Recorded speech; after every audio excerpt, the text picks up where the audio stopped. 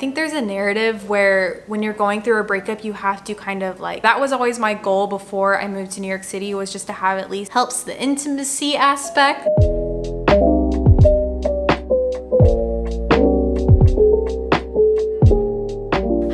And welcome back to my channel. I am doing another kind of old school video, and that's going to be me answering your guys' advice questions. I do this over on my podcast, which is called But What's Next. I do these once a month where you guys can submit advice questions and I answer them about so many different topics, and this was actually my episode for this week. And so I thought it would be fun to do half of the questions over on my podcast and half here on my YouTube channel, because I know there are a lot of people who actually prefer to watch podcasts as opposed to listening to them.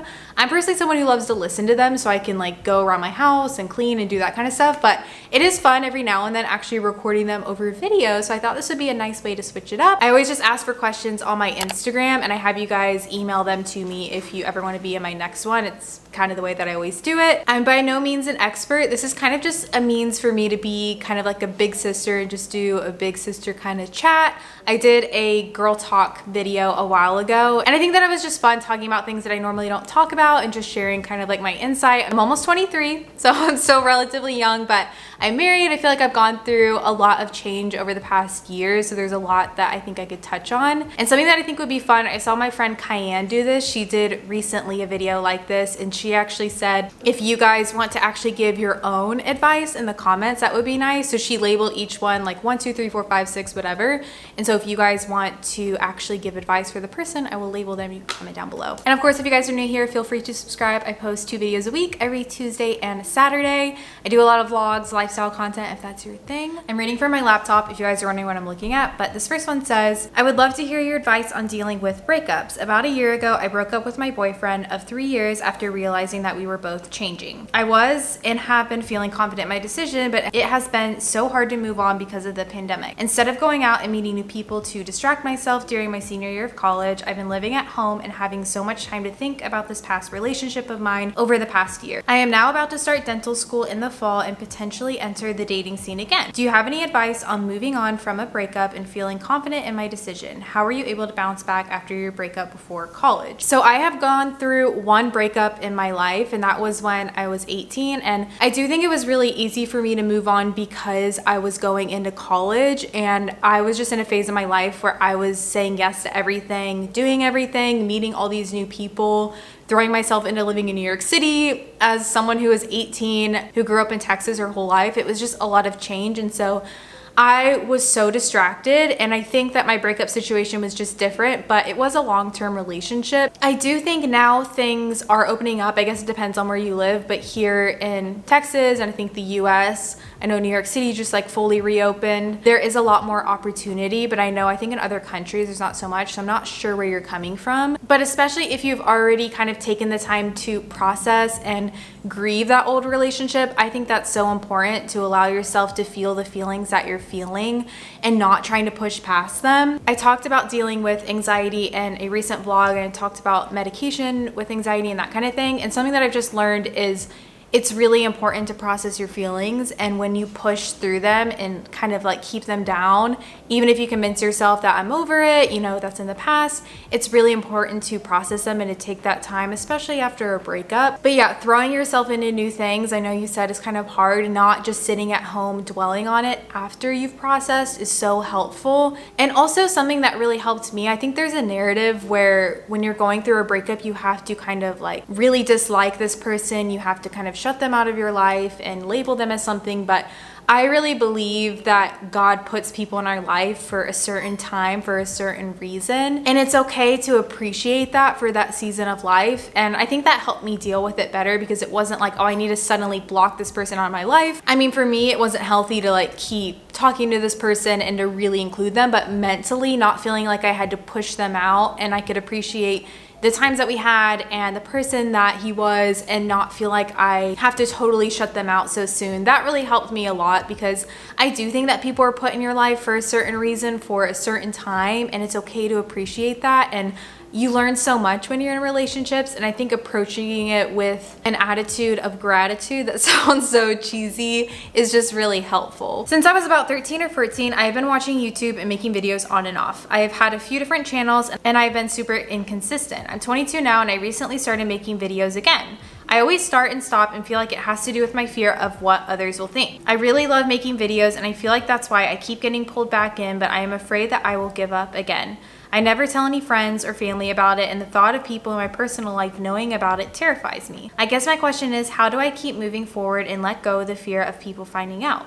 And just generally, how do I overcome my fears of people judging me online and in my personal life for making videos? So luckily for you, or thankfully, I think that doing YouTube is a lot more normal now than it was back in the day. I mean, when I started when I was like 13, 14, which is crazy to think, it wasn't the cool thing to do. Being an influencer wasn't a job. Content creation, that was just not a thing at all. And I didn't really get bullied for doing YouTube in high school, which is funny enough. I felt like that would be the time when you would. I've always been someone who just kind of doesn't really care what others think about what I'm doing. If I feel confident in the decisions I'm making, and if the people around me do. In college, that was definitely a different story. I felt like it was just this thing that people like talked about, and I got made fun of for, and I think it's because I just went to a relatively small college. And all I can say is, looking back, and even when I get like comments that I don't like, messages that I don't like, whatever it may be, to think that those things would have made me stop, I would be so heartbroken to not be at the place that I'm at right now. And you really can't worry about what other people think. It literally does not matter at all, and you cannot place your confidence in what other people think about you, even if these are random people or saying things online.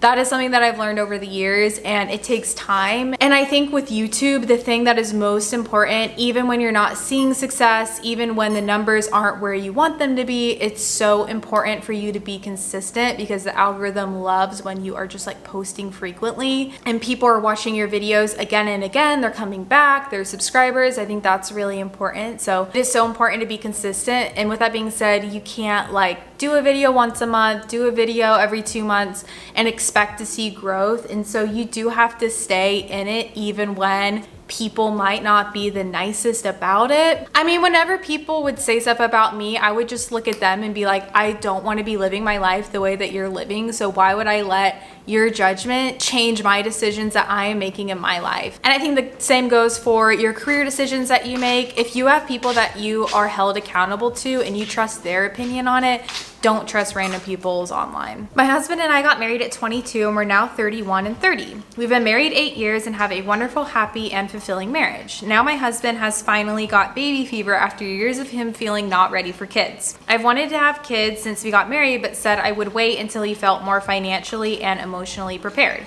The time has come for him, and now after all these years of waiting, I feel detached from the idea of having kids, even though I still want a big family and I want to have kids. Years of telling myself to wait and be patient has now made it difficult for me to get excited about the next chapter.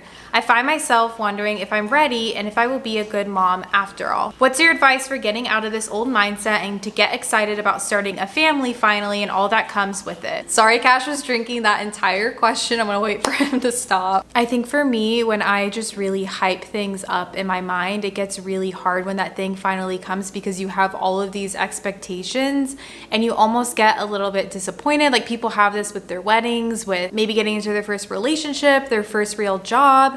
And then it gets there and you just have all this fear, like you're not ready. You feel like it's just not really the time. And so I think with having kids, if you truly feel like you're ready, I've never had kids, so I can't even really like give my full best advice on this, because I definitely haven't been in your place. But I'm assuming it would be so scary. And this is something I think about because I have sisters who are pregnant right now, and I feel like everyone online right now is pregnant. Like, everyone's having a kid. It would be so scary just to think about all the newness of being like a first-time parent, of having a kid and having to do all this stuff. And I really love my brother. Actually just had a baby with his wife, and they're just really awesome people. And They bring her on all their hikes, they bring her out and about. And I remember one time they posted something on Instagram, they're like, we feel more like people who have a baby rather than parents. When that time comes, you just fully go into it and it's gonna be what it is. And so I think my biggest tip would be just not to stress about it and not to think about it all the time, and appreciate each life stage you're at for the reason. That's something I'm trying to think about. I mean, being newly married, just the two of us with our dog, it's such a special time that I never want to take for granted. And then one day, hopefully we can have kids and that'll be a special time then. And so I think it's just taking everything as it is at the time that it's meant to be and appreciating it for what it is. I was wondering how you deal with puppy biting at its worst. I know this really isn't life advice, but it sure would be advice. So I'm definitely going to do a video about having a puppy and things that I learned in terms of training, kind of tips for people who are getting a puppy for the first time. But I want to wait until Cash is at least, I think, a year old to do that, just because I obviously don't know everything yet. He's really in a jumping stage right now, and so that's the thing we're learning. And so I just want it to be as comprehensive as possible, and so I'm gonna do that when that time comes if you guys are interested. But I think with puppy biting, thankfully Cash wasn't awful about puppy biting, but he did bite a lot. You have to discourage it and not egg it on. It's so hard because Aiden loves to wrestle with Cash. That's like their favorite thing to do together. And I remember when he was a puppy, it was just so easy to kind of like move him around because it's harmless. He's like learning. And at the same time, we didn't want to completely tell him never to bite, because as a puppy, they do play with other puppies like that. And it's important for them to learn the degree of biting, that like, okay, this is play, this is not play. I follow a lot of Zach George's videos on YouTube, and I like his method of training, and he recommended just kind of like pulling back and saying ow when it gets too hard. That's what we did with Cash, and now he's so good about only biting gently. He'll only play bite when he's playing, but when it was really bad, we would try to switch him out to a toy, like a toy he really liked, really reward him when he stops, and just like really praise him when he does something that you like. Those are my biggest tips. I know a lot of people just like fully discourage play biting, but I think it was still helpful to at least kind of like help him learn the degrees of biting so he could play with other puppies well. I was born and raised in the suburbs of Maryland, and I've lived here my whole life. Even during college, I lived at home, so I never really left. I graduated from college 2.5 years ago, and I've been working as a corporate consultant ever since. I absolutely hate my job, and I've been waiting to get promoted in August, and then I'm going to quit. Aside from consulting, I'm a freelance copywriter, and I love it. I love to write, and I love to be my own boss. Right now, I do it part-time, but I know if I had more time to devote to it, I could grow my business. I've been fortunate enough to have a decent savings since I have lived at home for as long as I could remember. I have dreamed of living in New York City. It truly is such a magical place, and I know I will regret it if I don't try living there at least once during my 20s. I have been toying with the idea of moving to New York City after I quit my corporate job in August. I was thinking of doing a 6-month lease and then seeing how it goes. I guess I want your advice on this. Do you think I should quit my corporate job and move to New York City? Do you think I should keep the job and then go? Is it even worth it to move to New York City in the first place? I know New York City is such a pricey city, and I honestly want your opinion on if it's worth it to move there as someone who has lived there while young and in a similar stage of life. So I guess the job thing does just depend on how much money you have saved. I guess that I will share for me, when I moved to New York City, I had just gotten out of college, and I don't think I've ever talked about this, but I remember listening to Amber Fillerup. She was doing like a story or something, and she was talking about moving to New York City, and she had saved $10,000 before she went to New York City. And I'm not saying that's like the benchmark that you have to save, but I remember that I heard that and I thought, you know, I think that's a good amount to save before I go. And so that was always my goal before I moved to New York City, was just to have at least $10,000 saved. And that's why I did a video on like how to save $10,000 back in the day. And that was kind of the first like large amount of money that I had saved. And I think it made it a lot easier. So I think if you have a decent amount of money saved, it does help. I don't think you have to, but it relieves a lot of the stress that you might feel about moving somewhere new, especially a place like New York City that is expensive. But I think it's fully worth it. I loved living in New York. It was one of my favorite things that I ever did. I grew so much as a person. You have to grow up so fast. You have to just be an adult, I think, in a different way than any other place. That is where I started paying rent on my own for the first time, and really was just like fully autonomous. That's where I met Aiden, and I have nothing but happy memories about New York. I will say I like living in Texas now that we're trying to save more money and just kind of like think about life more long term. And I just think it's easier to set yourself up when things aren't as expensive, even though it is getting a lot more expensive here. I'm happy to live here at this phase of my life, but I think you should go for it. Whether you keep the job or not, I do think it's worth it to move somewhere new, and it can definitely be just a really great experience when you're young too. But I do think having a little bit of money saved is important beforehand, just because especially when you get an apartment, you usually have to put a lot down. I think we had to put down like $6,000 each or something in terms of like first month's rent, broker's fee, all that kind of stuff. And so it's just nice to have a decent amount of money saved, but I don't think it's a have to. I'm currently in a relationship that is starting to get serious. We haven't been together for long and we're already discussing marriage and living together. He makes me feel happy and at peace, and we share the same values. However, I'm not sure how to start talking about money. I'm just starting my career and I don't have a huge income. He makes twice the money that I do. He wants to split everything 50-50, but since he makes more than me, I can't keep up with expenses. I do not know how to talk to him about this, and I was wondering, how do you start discussing with your partner about money? This is what I think. I don't think you have to split everything 50-50 if you are making different amounts. I know a friend, when I was working, she lived with her boyfriend, and I think they split things based off of their income. So she would pay like 40% and he would pay 60% depending on their income, which might not seem fair, but I imagine that you guys are probably going on dates depending on the income that he has too. So I think it's important that you just feel on the same page. And eventually, if you are going to get married, like, this person should be invested in you having a healthy relationship with money, which is just important. And so I think you should just talk about it and you kind of see and bring it up. Maybe when you are about to go on a date, be like, hey, I can't afford to keep paying 50-50 on things. If we could split things a little bit differently. Maybe you stop going out as much and stop like spending as much money if he doesn't want to pay more either. I just think it depends on your relationship. Especially if you're talking about marriage, money is like one of the biggest reasons why a lot of people do get divorced and have a lot of issues in relationships. So it's important to talk about finances. I mean, we talked about money probably a year into our relationship, about like our relationship with money. And then before getting engaged, we talked about how much money we had saved, just because we were planning on merging finances. And so it just depends on you. How much did you and Aiden talk about getting married before engagement, and what sort of things did you think are important to discuss beforehand? So we actually had this book that I remember my mom gave us, and I've actually had people ask about this book, and I have no idea where it is or what it was called, but it was like questions to ask each other before you get engaged. And so I think there are a ton of things you can talk about beforehand. It really helps when you're on the same page, but obviously everyone has different opinions about this. But for me, the biggest things that were important were just having the same worldview and the same faith. As a Christian, I wanted someone who'd be able to encourage me in my walk with my faith and to be able to pray with me and just to be on the same page. Church is really important for me, and I knew it would be really hard to have the same values as someone if we were not aligned with that. So I think talking about faith is really important.